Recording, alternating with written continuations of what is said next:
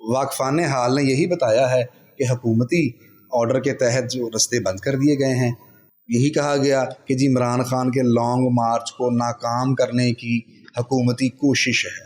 میں حیران کھڑا بس یہی لوگوں سے پوچھتا رہا کہ لانگ مارچ کو ناکام کرنے میں ہمیں کیوں استعمال کیا جا رہا ہے؟ اور اگر حکومت نے عمران خان کا لانگ مارچ ناکام کرنا ہے تو کیا یہ بندوق بھی ہمارے کندھوں پر رکھ کر ہی چلائی جائے گی؟ کسی کے پاس کوئی جواب نہیں تھا، میں اسی طرح کھپ کھپا کے واپس آ گیا سر۔ بس یہ ہے آج کی چھٹی کی وجہ۔ میری جو اطلاعات ہیں، جو مجھے پتہ چلا ہے وہ یہ بھی ہے کہ آج رات ساری رات پولیس پورے پنجاب میں دندناتی پھر رہی تھی اور ہر گھر کی چادر اور چار دیواری کا تقدس پامال کر رہی تھی، ہر اس شخص کا جس کا تعلق پی ٹی آئی سے تھا۔ اب میرا یہ سوال ان تمام اداروں سے ہے اور خاص کر کے عوام سے ہے کہ کیا آئین کی شق 14 کی انہوں نے خلاف ورزی نہیں کی؟ کیا آئین کی شق 11 کی انہوں نے خلاف ورزی نہیں کی؟ اب میں آپ کو یہ بتاتا ہوں کہ آئین کا آرٹیکل 14 کیا کہتا ہے۔ آئین کا آرٹیکل 14 یہ کہتا ہے کہ کوئی بھی شخص کسی بھی شخص کی چادر اور چار دیواری کے تقدس کو پامال نہیں کرے گا۔ اب سوال یہ اٹھتا ہے کہ کیا آدھی رات کو سپریم کورٹ جب بیٹھتی ہے یہ کہتی ہے کہ ہم آئین کی حفاظت کے لیے بیٹھے ہیں، کیا جسٹس ناصرہ جاوید اقبال کے گھر پر جو ہلہ بولا گیا، ان کے گھر کا دروازہ توڑا گیا، کیا وہاں پر آئین کے آرٹیکل 14 کی خلاف ورزی نہیں ہوئی؟ آج اس سارے ملک کی عدالتیں کیوں خاموش بیٹھی ہوئی ہیں اس پر؟ اور آئین کا آرٹیکل 11 کیا کہتا ہے؟ آئین کا آرٹیکل 11 یہ کہتا ہے کہ ہر شخص کو فریڈم آف سپیچ ہے، ہر شخص کو آزادانہ نقل و حرکت کی اجازت ہے۔ اور جب بٹ صاحب کے مطابق کہ راوی کے پل پر انہوں نے کنٹینر لگائے ہوئے تھے، ادھر کی دنیا ادھر اور ادھر کی دنیا ادھر تھی، میرے جیسا ایک عام آدمی کام پر نہیں جا سکا، میری دہاڑی ٹوٹ گئی۔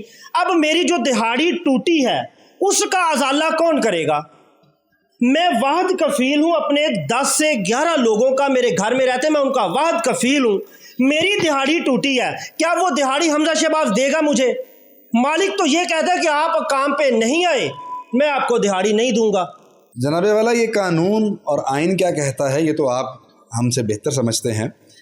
میں صرف یہ پوچھنا چاہتا ہوں کہ کوئی بھی شخص کسی دوسرے شخص کی نقل و حرکت کو پابند نہیں کر سکتا، تو کیا یہ آئین کی شق کسی شخص کے بارے میں ہے؟ کیونکہ بقول آپ کے پولیس رات بھر دندناتی پھر رہی ہے، کیا پولیس پر بھی وہی قانون اور وہی آئین لاگو ہوتا ہے جو ایک عام آدمی پر ہوتا ہے؟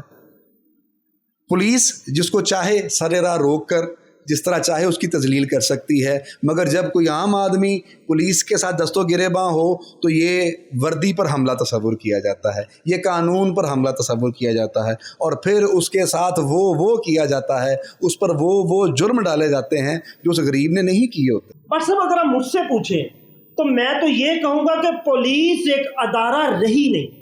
جو بھی حکومت میں آئے گا، جو بھی پارٹی حکومت میں آئے گی، یہ اس کی لونڈی ہے۔ آپ اس کو آرڈر دیں گے، یہ ماڈل ٹاؤن میں بندوق مار دیں گے۔ آپ ان کو آرڈر دیں گے، یہ میرے گھر پہ آ کے چھاپا ماریں گے، کوئی وارنٹ نہیں ہے، کوئی کچھ نہیں ہے۔ ابھی ویڈیو چل رہی ہے، ابھی ویڈیو وائرل ہو رہی ہے ٹویٹر پہ، ایک بندے نے بڑی مشکل سے چوری ایک ویڈیو بنائی ہے، اس میں پولیس والا کیا کر رہا ہے؟ باریش پولیس والا ہے، وردی میں ہے۔ اچھا، جو وردی میں، آپ نے کہا کہ وردی پہ حملہ، جو بندہ وردی میں اس کو یہ احساس نہیں ہے کہ میرے پولیس رولز ہیں، میں نے ان کو فالو کرنا ہے؟ اسے یہ نہیں پتا کہ پاکستان کا کچھ آئین ہے، پاکستان کا آئین ہر چیز کو پروٹیکٹ کرتا ہے، فریڈم آف سپیچ کو پروٹیکٹ کرتا ہے، وہ اس چیز کو، انسان کی جو شخصی آزادی ہے اس کو پروٹیکٹ کرتا ہے۔ اصل میں اگر آپ مجھ سے پوچھیں تو اس پولیس کے پورے محکمے کو سرے سے ختم ہی کر دینا چاہیے۔ اس کی جگہ ایک نیا محکمہ بنانا چاہیے جس میں ایسے لوگوں کو بھرتی کیا جائے جو اس چیز کو سمجھتے ہو، جن میں کوئی احساس ہو، جن کی باقاعدہ ٹریننگ ہو کہ آپ نے اس طرح اس چیز کو ہینڈل کرنا ہے۔ آپ بس ان کو اشارہ کریں، محلے کا کونسلر اشارہ کرے، ایم پی اشارہ کرے، یہ چڑھ دوڑتے ہیں۔ یہ تو سرکاری بدماش ہیں۔ آپ ان کو پولیس کہہ کر ان کی وردی کون سی وردی ان کے اپنی وردی کی خود تو توہین کر رہے ہیں۔ یہ آپ قانون کو ہم سے بہتر سمجھتے ہیں، آپ اس طرح کی بے باک گفتگو کا حق محفوظ رکھتے ہیں. میں ایک عام شہری ہوں, میں پولیس کے بارے میں اس طرح کی رائے نہیں رکھ سر. میری بات سنیں, آپ رائے رکھتے ہیں لیکن آپ اظہار کرنے سے ڈرتے ہیں. سر اگر میں اس کا اور ایک بات یہ بھی بتا دوں کہ جس آئین کا میں شہری ہوں, جس ملک کا میں شہری ہوں, جو آئین مجھے پروٹیکٹ کرتا ہے وہی کانسٹیٹیوشن آپ کو بھی پروٹیکٹ کرتا ہے. آپ کیوں نہیں بولتے؟ میں ایک بات کا اضافہ کرنا چاہوں گا, وہ یہ ہے کہ اگر آپ یہ کہہ رہے ہیں کہ پولیس کا محکمہ ختم کر دیں تو اس کی جگہ پر جو بنائیں گے وہ بھی تو پولیس ہی ہوگی. نہیں, اس میں جس طرح اس محکمے میں بھرتی ہوئی ہے, جس طرح یہاں پر لوگوں کو یا جو پولیس والے ہیں ان کو ٹریننگ ہی نہیں دی جاتی. ان کو ٹریننگ ہی صرف یہ دی جاتی ہے کہ آپ نے کس طرح اپنے آقاؤں کی غلامی کرنی ہے, آپ نے کس طرح سیاستدان کے کہنے پہ اس کے مخالفین کو آپ نے اچھی طرح رگڑا لگانا ہے. سر میں اختلاف کی اجازت چاہوں گا. میرا نہیں خیال کہ یہ ذہنیت جو ہے وہ سارے پولیس ملازمین کی ہے. اس کی وجہ یہ ہے کہ ملازمین تو صرف حکم کے پابند ہیں. یہ تو افسرانے بالا ہیں جو سارے معاملات کو طے کرتے ہیں. افسرانے بالا ہیں, کیا وہ پولیس کے ملازم نہیں؟ کیا ان پہ آئین نہیں لاگو ہوتا؟ کیا وہ آئین سے ماورا ہے؟ جس طرح کا افسرانے بالا اپنے یا دوسروں کے مفاد کا تحفظ کرتے ہیں, شاید ایک چھوٹے لیول کا جو سپاہی ہے یا چھوٹے لیول کے جو پولیس ملازمین ہیں وہ اس طرح سے فیضیاب نہیں ہو سکتے. تو آپ کے خیال میں یہ جو چھوٹے لیول کا پولیس ملازم ہے یا کہہ لیں کہ کانسٹیبل ہے, کیا اس کو اس بات کا اظہار نہیں کرنا چاہیے؟ میرا خیال ہے سر, کیا اسے اپنے جو اس کے سینئر ہیں ان کے سامنے آواز حق بلند نہیں کرنی چاہیے, یا ہم اسی طرح نسل در نسل غلامی کی زنجیروں میں جکڑے رہیں گے؟ آپ یہ کہنا چاہ رہے ہیں کہ کسی بھی صاحب شعور کو یا صاحب ضمیر کو پولیس کی نوکری کرنی ہی نہیں چاہیے؟ نوکری کرنی چاہیے, لیکن اس کے پاس اتنا حوصلہ بھی ہونا چاہیے کہ وہ اپنے افسر کے سامنے, اپنے آفیسر کے سامنے حق بات کو کہہ سکے. جناب والا, دریا میں رہ کے مگرمچھ سے بیر کون لے گا؟ اگر دریا میں رہ کر مگرمچھ سے بیر کون لے گا یہی ذہنیت ساری نسل در نسل چلتی رہی تو آپ مجھے یہ بتائیں کہ اس کو بدلے گا کون؟ ہمارے سامنے بیسیوں مثالیں ایسی ہیں جن سے میرا بھی واسطہ پڑتا ہے, آپ کا بھی پڑتا ہوگا, کہ جہاں کہیں کسی نے آواز حق بلند کی ہے اسے نشان عبرت بنانے میں کوئی کسر روا نہیں رکھی گئی. اس کی وجہ صرف یہ ہے کہ آئندہ کوئی بولنے کی جرت نہ کرے, اور اس کا پھر آسان سا حل یہی نکلتا ہے کہ یا تو آپ سر جھکا کر نوکری کریں گے ورنہ آپ پھر اپنا انتظام کر لیں. اچھا مجھے آپ یہ بتائیں, آپ کے خیال میں کیا آپ کو نہیں لگتا کہ عمران خان کی کال تو 25 کی تھی, انہوں نے 25 کو لانگ مارچ شروع کرنا تھا, کیا آپ کو نہیں لگتا کہ حکومت پنجاب نے عمران خان کے لانگ مارچ کو خود ہی کامیاب کر دیا؟ اور فرض کریں لیٹ سپوز وہ کہتے ہیں کہ ہمارا لانگ مارچ بڑا پرامن ہوگا, لیٹ سپوز کہ اگر وہ لانگ مارچ کرتے ہیں, انہوں نے پورے پاکستان کو بند کرنے کا پلان بنایا ہوا تھا, تو کیا اس پلان کو حکومت پنجاب نے نہیں پورا کر دیا؟ سب سے پہلے تو میں اس چیز کا اعلانیہ اظہار کرنا چاہتا ہوں کہ آپ پڑھے لکھے بادشاہ بندے ہیں, آپ کے لیے لانگ مارچ شارٹ مارچ ہو سکتے ہیں, میرے لیے تو روٹی سارا کچھ. میں مزدور آدمی ہوں, اگر کسی نے لانگ مارچ کرنا ہے تو میری روٹی کے لیے. دوسری رہ گئی بات پنجاب حکومت کے یا موجودہ حکومت کے وفاقی حکومت کے اقدامات کی, تو میں اس سلسلے میں یہی کہنا چاہوں گا کہ 23 مئی 24 مئی 25 مئی 26 مئی ہمیں اس سے کوئی فرق نہیں ہے.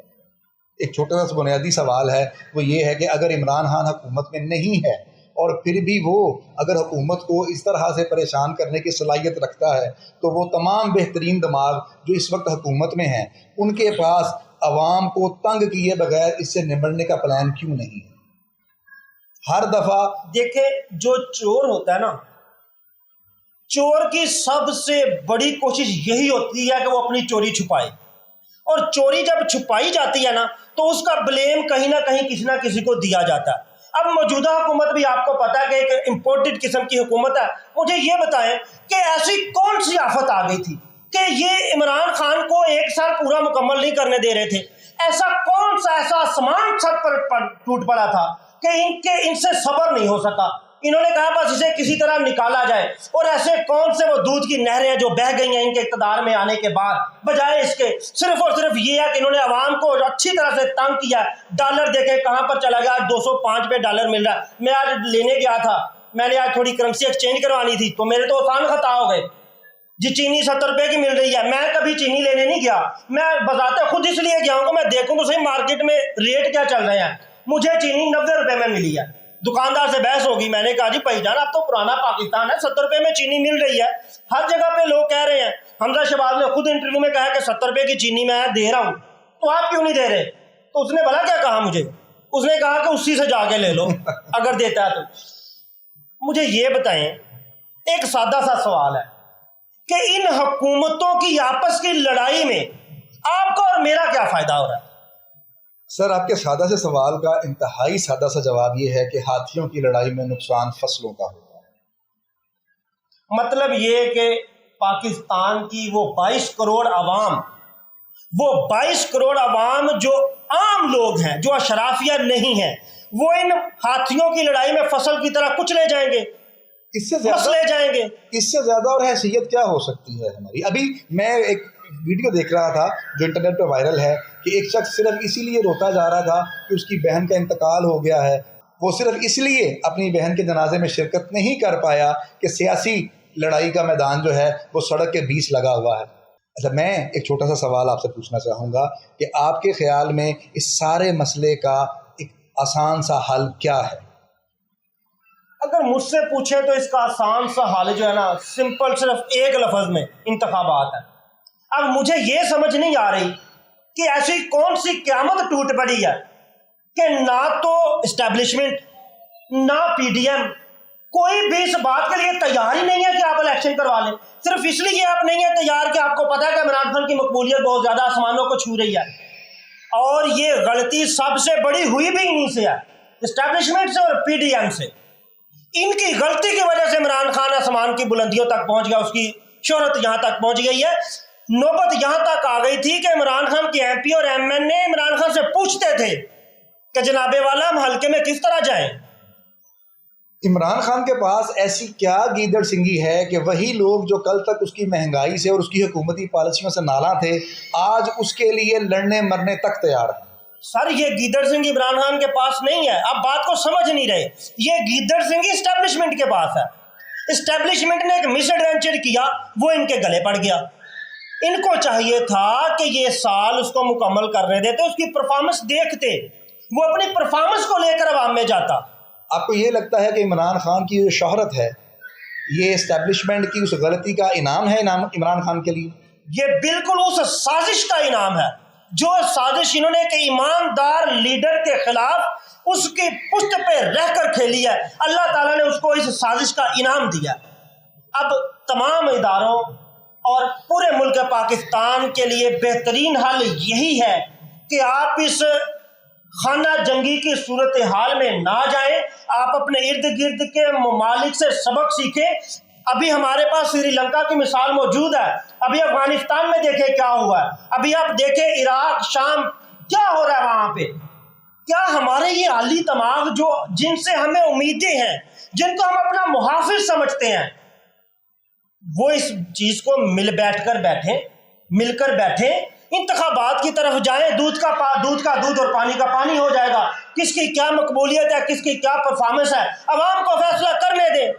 یہ جتنے ممالک آپ نے مجھے گنوائے ہیں, کیا آپ کو نہیں لگتا کہ ان کی تباہی کی اصل وجہ یہی ہے کہ وہاں کی عوام اپنی فوج کے ساتھ تعاون پر تیار نہیں تھی؟ اصل میں ان کی تباہی کی وجہ یہ نہیں ہے کہ عوام فوج کے ساتھ تعاون کے لیے تیار نہیں تھی. تباہی کی وجہ یہ ہے کہ فوج عوام کے لیے کھڑی نہیں ہوئی. وہاں پہ فوج اپنے مفاد کو مقدم سمجھتی رہی. ان ممالک میں اسٹیبلشمنٹ نے یہ دیکھا کہ ہمارا مفاد کس میں ہے.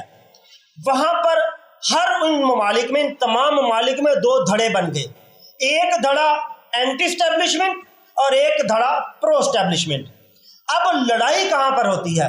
جہاں پر عوام اینٹی اسٹیبلشمنٹ زیادہ ہو جاتی ہے. ہمیں ان تمام ممالک کی صورتحال سے سبق سیکھنا چاہیے اور ہمیں انتخابات کی طرف جانا چاہیے. اگر میں آپ کی بات کو سچ مان بھی لوں تو یہ دیکھیں کہ پاکستان میں تو ایسے حالات بالکل نہیں ہیں. پاکستان کی عوام پاکستانی فوج کے ساتھ کھڑی ہے. جب کبھی بھی پاکستانی عوام کو پاکستان کی فوج کی مدد کی ضرورت پڑی، فوج بغیر کسی حیل و حجت کے پہنچی ہے، چاہے وہ سیلاب ہوں، چاہے وہ آفات ہوں، چاہے کسی بھی قسم کے معاملے ہوں، اس میں فوج نے ہمیشہ عوام کی آواز پر لبیک کہا ہے. اس میں کوئی شک نہیں، اس میں کوئی شک نہیں کہ فوج سے پوری ملک کی عوام محبت کرتی ہے، لیکن اس وقت عوام کے جذبات مجروح ہوتے ہیں جب آپ کو یہ لگے، نظر آئے کہ آپ کا ترجمان آ کر یہ ٹی وی پر کہتا ہو کہ فلاں حکومت آئی ہے تو ڈالر اوپر گیا ہے. کیا ہماری اسٹیبلشمنٹ صرف اسی لیے رہ گئی ہے کہ آپ ایک پارٹی کو یا ایک سیکشن کو یا ایک پولیٹیکل سیکشن کو آپ فیسیلیٹیٹ کریں اور دوسرے کو آپ مارجنلائز کریں؟